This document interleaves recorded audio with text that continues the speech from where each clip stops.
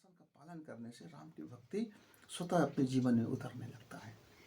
आपने राम के मंदिर में जा कर के अगरबत्ती जलाई, पूजन किया, फल चढ़ाया, नहीं चढ़ाया, चढ़ाया तो धन्यवाद, नहीं चढ़ाया तो भी धन्यवाद। जब हम पहली क्लास में होते हैं तो शकार पूजा में आते हैं। पहले पहले अपने मन को, अपने जीवन को एक खड़िया पकड़ना पड़ता है। जब हम नर्सरी क्लास में जाते हैं, बच्चे को पहली क्लास में बच्चे को हम सिखाते हैं, ग से गणेश कहाँ बोलना सिखाते हैं, क से कलम सिखाते हैं, क से कमल सिखाते हैं। तो मित्रों वो एक प्रतीक लाते हैं, आप समझो इसका प्रतीक है ये अक्षर करके, तो वो बच्चा मेरा धीरे धीरे वो अक्षरों को सीख लेता है। इंग्लिश के 26 अक्षर हो या हिंदी के 52 अक्षर हो, उसको सहज रूप से सीख लेता है कि उसके सामने में एक मूर्ति आ जाती है, एक आकार आ जाता है। तो जब हम पहले आकार की पूजा करते हैं, आकार में भी शक्ति होता है।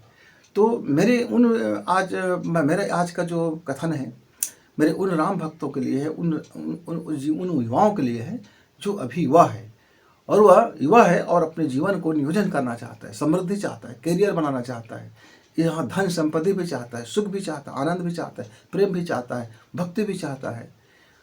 उसके अपने जीवन में वो हर तरह से उजास चाहते हैं। तो क्या है मित्र, हमारे राम जी का जो आकृति पूजा है, शकार ध्यान है, वह मणिपुर क्षेत्र में होता है। हमारा मणिपुर क्षेत्र जो है नाभि चक्र के पास, नाभि के क्षेत्र के पास हमारा मणिपुर चक्र है, और यह मणिपुर में रम बीज में हमारा राम विराजमान होता है। राम ही है, रा और म को मतलब राम को जब बीज मंत्र में ढाल दी जाती है, जब शब्दों में बदल दी जाती है, जब ध्वनि में बदल जाती है कि वो बीज मंत्र में बदल जाता है मित्र। और उसकी जो दिव्य शक्ति है, जो पार्थिव शक्ति, जो आकार शक्ति, जो साकार शक्ति, जो मूलाधार शक्ति है, जो मूल आधार है इस शरीर का, इस संसार का, वह ऊर्जा का क्षेत्र हमें भक्ति के रूप में और शक्ति के रूप में हमें मिलना शुरू हो जाता है मित्रों। तो हमारे राम जी कहाँ विराजमान करते हैं? मणिपुर क्षेत्र में, हमारे शरीर में। बीज मंत्र रम के साथ में शक्ति रूप में है। हमको शक्ति चाहिए, हमको इसके लिए दिमाग की शक्ति चाहिए, धन की शक्ति चाहिए, शरीर की शक्ति चाहिए, तीनों शक्ति चाहिए, थल की शक्ति, जल की शक्ति, नभ की शक्ति, तीनों शक्ति की आराधना पहले चरण में। तब राम जी की उसके ऊपर विराजमान होते हैं। मूलाधार चक्र के ऊपर में हमारा राम जी विराजमान होता है। मूलाधार चक्र मतलब मित्रों यह संसार की ऊर्जा का, जितने भी ऊर्जा केंद्र है उसका वो आसन है, उसका आसन है, वो मूलाधार चक्र आसन है। उसके आसन के ऊपर में राम जी अपना पैर रख करके अपना विराजमान होता है अपने परिवार के साथ में, और हनुमान जी बगल में बैठा रहता है। और हनुमान जी तो पर्याय है शक्ति का, गदा लेकर के मणिपुर क्षेत्र में विराजमान, बड़ी में विराजमान हमारा राम जी। मित्रों तो आइए आज हम देखते हैं, यदि जीवन में शक्ति चाहिए, यदि जीवन में उत्थान चाहिए, जीवन में समृद्धि चाहिए, अपने ज्ञान का, अपनी प्रतिभा का सही नियोजन चाहिए, मैं प्रखर बुद्धि वाला बनूं, मैं प्रखर प्रतिभाशाली बनूं, मेरा करियर में उठान हो, मेरा व्यवसाय शानदार चले, मेरे घर परिवार में लोग शानदार रहे, सब मिल के रहें, सब प्रीत से रहें, सब प्रेम से रहें, और डरपोक रहे ना जीवन में, भिखारी बन के ना रहे जीवन में, और इक्कड़ बन के ना रहे जीवन में, भीख मांगते ना रहे जीवन में, कमजोर होकर के लुंज पुंज ना रहे जीवन में, बिन पेंदे का लोटा बन के ना रहे जीवन में, बात बात पर डर ना जाए, बात बात पर भयभीत ना हो जाए, बात बात पर गुस्से में लाल ना हो जाए, बात बात पर लोगों को गालियां ना देते फिरे, और कोई हमको गाली भी ना दे सके, कोई हमको आंख उठा के देखना। जब आपके जीवन में राम की भक्ति और राम की शक्ति का जब अवतरण होता है मित्र, तो आपका जीवन फिर चंद्र नाड़ी में स्थिर हो जाता है। ये शरीर तब बलशाली हो जाता है। इस शरीर की सारी चक्राएं, ऊर्जाएं आपको साथ देने लगते हैं। ये शरीर तो फिर आपके लिए दिव्य अस्त्र और शस्त्र जैसे बन जाते हैं। फिर आपके बगल से आपके हाथ में हथियार है कि नहीं है, आपके अंदर में जो शक्ति है, और राम जी की शक्ति उतर आता है मित्रों। राम का विग्रह हो ना हो, दोनों में चलेगा। तो राम की साकार पूजा मूर्ति से करते हैं, लेकिन यदि मेरे युवा साथी राम की यदि साकार पूजा करना हो तो अपने मणिपुर क्षेत्र में ध्यान करें राम का। राम तो वहां विराजमान है, आपके शरीर के मणिपुर में, मूलाधार चक्र में पैर रखा हुआ, वो मणिपुर में बैठा हुआ मेरे प्रभु राम शस्त्र से सज्जित है, शक्ति से संपन्न है। आप उसका ध्यान करें मित्र। जब हम रम बीज का ध्यान करते हैं, मणिपुर क्षेत्र में जब राम जी का ध्यान करते हैं, तब मेरे जीवन का उत्थान होना स्वाभाविक हो जाता है। जब हम चंद्रनाड़ी में जब शक्ति का अवधारणा करते हैं, तब वो शीतल गुण में आता है। परशुराम क्रोध का गुण है, क्रोध का गुण है। परशुराम तो सूर्य नाड़ी में आता है, पर मेरे राम जी तो चंद्र नाड़ी में आता है। सूर्यवंशी है, सूर्य कुल में आता है, सूर्य जैसे तेज है, सूर्य उसके नीचे कुछ नहीं है, सूर्य की शक्ति उनके संपन्न है, लेकिन उसका गुण जो शीतल गुण है। तो राम जी का शीतल गुण का ध्यान, जो इस संसार के लिए आज टेक्नोलॉजी का कितना बोलबाला हो गया है मित्र। टेक्नोलॉजी आज हमको प्रदूषित कर रहा है, हमारी नीति को, हमारी मर्यादा को, हमारी सोच को। तो अपने विचार में, अपने थॉट में, अपनी जीवन शैली में अपने राम जी को धारण करना है, एक साकार रूप में धारण करना है। तो मित्रों आइए देखते हैं कि हम अपने प्रभु राम को स्मरण करने के लिए सुबह सुबह का वक्त है, और उसके लिए 15 मिनट कम से कम निकालने, या फिर बढ़िया से करना है। यदि शक्ति संपन्न बनना है, सामर्थ्यशाली बनना है, आपकी मेमोरी बढ़े, आपकी प्रतिभा बढ़े, आपकी दक्षता बढ़े, आपकी प्रखरता बढ़े, आपकी कैरियर बढ़े, आप समृद्धिशाली बनो, इसके लिए फिर आपको घंटा भर लगाना पड़ेगा। लेकिन आप 15 मिनट से शुरू कर सकते हैं शुरू। तो चंद्र नाड़ी में यानी चंद्र स्वर में यानी बायां नासिका का सांस लें, और बीज मंत्र में राम का ध्यान और राम राम का जप के साथ में यदि हम अपने को उस इमेजिंग में लेके आते हैं प्रभु राम को, तो अद्भुत शक्ति, अद्भुत शांति और अद्भुत समृद्धि की प्राप्ति होता है मित्र। आइए कैसे अपने शरीर को, सांसों को शुद्ध करें। तो भावों का शुद्ध अनिवार्य तत्व है। राम की आराधना भावों से होता है। मेरे प्रभु राम भाव के भूखे हैं, इसीलिए तो सबरी के जूठे बेर भी खाते हैं तो बड़े भाव से खाते हैं। तो भाव की शुद्धता पहले अनिवार्य शर्त है मित्र राम की भक्ति के लिए। आपके कपड़े शुद्ध है कि नहीं है दूसरी बात है, पर भाव का शुद्ध होना जरूरी है। आपने नहाया नहीं नहाया ये दूसरी बात है, पर मन का नहाया होना बहुत जरूरी है। आपने व्रत किया कि नहीं किया ये दूसरी बात है, पर आपकी भाव में कोई गंदगी न जम जाए, ये पहली व्रत है। व्रत भाव का व्रत, भाव की शुद्धता, भाव की निर्मलता। तो मित्रों, हम जब चंद्र नाड़ी में आए उससे पहले अपने दोनों नासिका से हमको सांस को 5 मिनट के लिए अपनी मस्तिष्क से लेकर के अपनी ऊर्जा केंद्र मूलाधार तक का एक गर्मी देना होगा, एक ऊर्जा का प्रवाह देना होगा, एक झटके में प्रवाह देना होगा, ताकि मूलाधार से लेकर के पूरी की पूरी हमारी सुषुम्ना नाड़ी, चंद्र नाड़ी और सूर्य नाड़ी, सारी नाड़ियों का अपनी एक ऐसी लहर उत्पन्न करना होता है, ताकि मेरी ग्रंथियाँ और मेरी रोम रोम में शक्ति का संधारण हो, ताकि मैं अपने राम जी को, अपने प्रभु जी को जब मैं आसन दूँ, मणिपुर क्षेत्र में कहूँ मेरे प्रभु जी मेरे मणिपुर में आके विराजमान हो, तो वहाँ के जितने भी गंदगियाँ हैं वो साफ हो चुका रहे, बुहारी हो चुका रहे, और वहाँ फूल झड़ता रहे।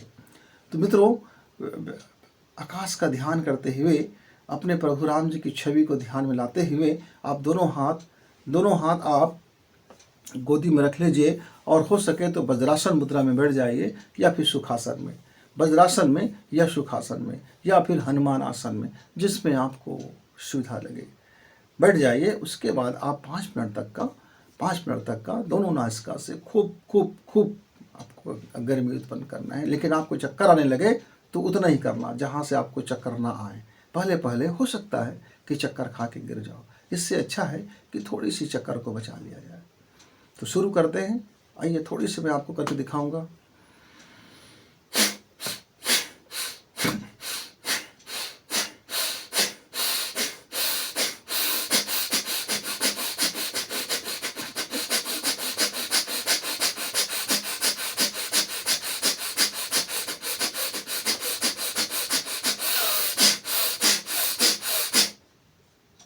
इस तरह से आपको अपने सांसों को लेना है, छोड़ना है, क्रम से धीरे धीरे बढ़ाते आपको पराकाष्ठा तक ले जाना है, और फिर घटाते नीचे तक लाना है। जब आप इसको कोई आपके सामर्थ्य जितना आप 5 मिनट तक कर लीजिए। लेकिन वो मेरे भाई ना करे जो हाई बीपी का मरीज़ है, वो देख लें अपना उसका हाई बीपी अभी वक्त में ठीक ठाक रहे। और मेरे जो भी ब्रेन के मरीज़ हैं, जिसको ब्रेन हेमरेज है इत्यादि है, वो भी इसको सावधानी से करेंगे। लेकिन जिसको लकवा हो चुका है वो कर सकते हैं, उसके लिए बड़ी रामबाण औषधि के रूप में उभरेगा। उनकी नस नाड़ियाँ खुलेंगे, हार्ट के ब्लॉकेज खुलेंगे इत्यादि। शरीर का जो परिमार्जन तो होता ही होता है, डरने की ज़रूरत नहीं, लेकिन थोड़ी प्रिकॉशन, थोड़ी सावधानी जरूरी है। अब मित्रों, आपने इतना कर लिया, अब आप दाहिना नासिका बंद करेंगे और बाएं नासिका से धीरे धीरे स्वर खींचते हुए राम जी के ध्यान को करते हुए आप पहले आप 3 बार केवल बीज मंत्र का उपयोग करेंगे। उसके बाद फिर आप अपने स्वर को, सांसों को रोक करके फिर जप करेंगे। कैसे करेंगे? रम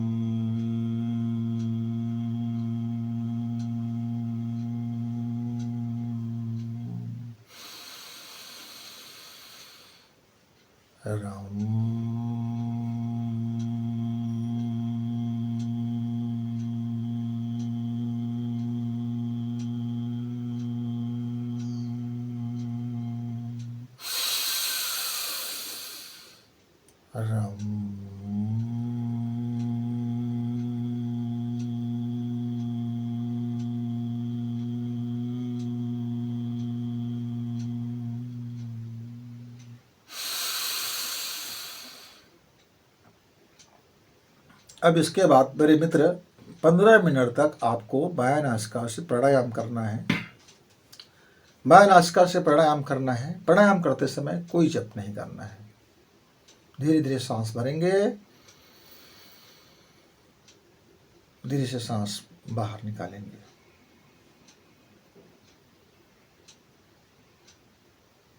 फिर सांस भरिए, यानी कुंभक नहीं करना है, ना आंतर्य ना बाह्य, और धीरे धीरे सांस खींचना है।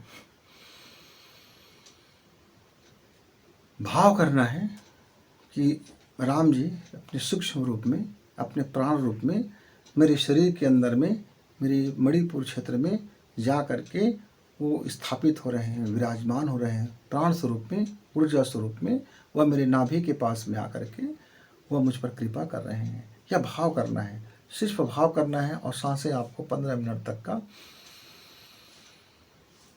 ऐसा धीरे धीरे लेना है और फिर धीरे धीरे छोड़ना है। अब 15 मिनट मित्र हो गया। उसके बाद आप प्रार्थना मुद्रा बनाइए और आप चाहें तो हनुमान जी का आसन बना लीजिए, या फिर सुखासन में बैठ जाइए, या ध्यान में लग जाइए। ध्यान में लगना है तो ध्यान मुद्रा बना लीजिए, दोनों हाथ गोदी में करके। और फिर पहले आप इस मुंह से जपें और कोशिश करें कि धीरे धीरे आपका यह मुंह का जपना बंद हो जाए, आपका मन जपना शुरू करे और आपका मन जो जप रहे हैं उसको सुनना है। उसके बाद फिर ये कोशिश करेंगे कि मन का भी जपना बंद हो जाए, फिर जो अंदर में अवचेतन मन है वह जपना शुरू करे और आपका रोम रोम से अंदर से वह जप का मंत्र आपको ध्वनि रूप में सुनाई दे। और फिर अंत में एक ऐसा स्थिति लेके आना है मित्र, जहाँ सिर्फ राम का मंत्र हमको सिर्फ ऊर्जा के रूप में दिखाई दे और ये निरंतर अपने आप ऑटोमेटिक हमारा शरीर जप करता रहे। हमारा शरीर एक ऑटो मोड में आ जाए और वो जप करता रहे और हम अपना कर्म करते रहें। हम अपना कर्म प्रभु को समर्पित करते रहें और जप का कार्य शरीर करता रहे। शरीर का कार्य है जप करते रहना, शरीर को जप करने देना और आप अपना कर्तव्य कर्म निभाते रहना। आप अपनी मर्यादा का जीवन जीना। आप अपनी जो भी कर्म करे उसे प्रभु राम के शरण में, आप उसको चरण में उसको समर्पित करना। तो चलिए अब इसको जप कैसे करना है। चूँकि शरीर का हमारे जो अन्नमय कोश है, पांचों कोश है, पांचों कोश की साधना है। अन्नमय कोश है, प्राणमय कोश है, विज्ञानमय कोश है। ये 5 कोश है। बाद में किसी कोश पे आप अध्ययन कर लेना या हमारे पुराने वीडियो निकाल कर देख लेना। ये पांचों कोश को शुद्ध करते हुए राम की स्थापना करते हुए अब हमको जप करना है। तब रम राम राम राम रम राम राम राम रम राम राम राम रम राम राम राम। इस तरह से आप अंदर में पहले आप बैखरी वाणी से यानी इस मुंह से, इस जीह्वा से आप जप कीजिए। फिर धीरे धीरे आपका जब महीना, 2 महीना, 3 महीना, 4 महीना हो जाएगा, वो जप का अभ्यास होता जाएगा मित्र, तो फिर आपका मन जपना शुरू कर देगा। और जिस क्षण ये मन जपना शुरू करेगा, आप समझ लेना कि आपकी स्वतः से आपकी ऊर्जा केंद्र, आपका मूलाधार केंद्र स्वतः से जागरण हो गया है और राम जी आपके मणिपुर क्षेत्र में विराजमान हो गए हैं।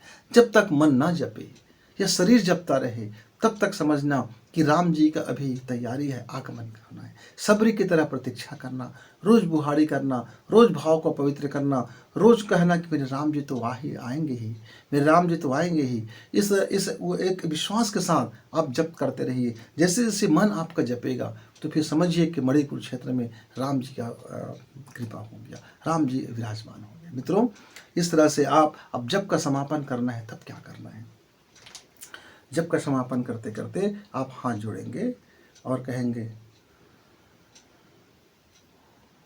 मुझे पूर्ण विश्वास है और मेरा रोम रोम जानता है कि प्रभु राम की कृपा हो रही है। अद्भुत! मेरे राम जी मेरे रोम रोम में विराजमान है। मेरे राम जी मेरी भक्ति है, मेरे राम जी मेरी शक्ति है। मेरे राम जी मुझे सामर्थ्यशाली बना रहा है, राम जी मुझे समृद्धशाली बना रहा है। अद्भुत! मेरे जीवन में शक्ति और भक्ति और दोनों मिलकर के शांति, तीनों पाया मेरा जीवन चल रहा है। अद्भुत अद्भुत! मैं अपनी शक्ति को मुक्त करता हूँ, मैं अपनी भक्ति को मुक्त करता हूँ, मैं अपनी शांति को मुक्त करता हूँ और मैं अपने कर्म को प्रभु राम के शरण में समर्पित करता हूँ। जय जय राम सिया राम, जय जय राम सिया राम, राम राम राम, जय जय राम सिया राम, जय जय राम सिया राम, राम सिया राम, जय जय राम सिया राम, जय जय राम सिया राम, जय जय राम सिया राम। ओम। आप ऐसा कहा करके दर्पण में अपना चेहरा देखें और एक मुस्कुराता हुआ चेहरा देखें। मित्रों, इतना यदि आप कर लेते हैं और उसके बाद आप पढ़ने वाले छात्र हैं तो पढ़ाई में लग जाइए, नौकरी वाले मेरे युवा साथी तो नौकरी में जाइए, किसान भाई है तो खेती में जाइए, मजदूर भाई है तो मजदूरी करने जाइए, रिक्शा चालक है तो अपना रिक्शा उठाइए, कोई मेरा परचून का दुकानदार है तो परचून का काम करें। यानी जो जिस व्यवसाय को करता है, जिसका जो कर्म है उसको करें और मर्यादा का पालन करें। प्रभु की कृपा आपके ऊपर निश्चित बरसेगी और आप शक्तिशाली बनेंगे। और शक्तिशाली को ही भक्ति करने का अधिकार है और भक्ति वाले को व्यक्ति को ही शांति का अधिकार है। इसलिए मित्र, शक्ति, भक्ति और शांति ये तीनों आपके जीवन में उतरे, इसी मंगल कामना के साथ गुरु जी को विदा। नमस्कार, धन्यवाद। इस वीडियो को लाइक करें, सब्सक्राइब करें, शेयर करें और बेल की घंटी दबाएं।